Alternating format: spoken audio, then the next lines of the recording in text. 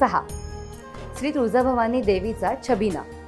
नवरात्र काळात श्री तुळजाभवानी मातेचा छबिना तर निघतोच, पण छबिना म्हणजे श्री तुळजाभवानी मातेची उत्सव मूर्ती एका चांदीच्या मेघडंबरीमध्ये घेऊन देवीच्या अनेक वाहनांपैकी एका वाहनावर देवीची चांदीची मूर्ती ठेवून व त्यावर पादुका ठेवून मंदिराला संपूर्ण एक प्रदक्षिणा पूर्ण करण्यात येते. यालाच देवीचा छबिना असे म्हणतात.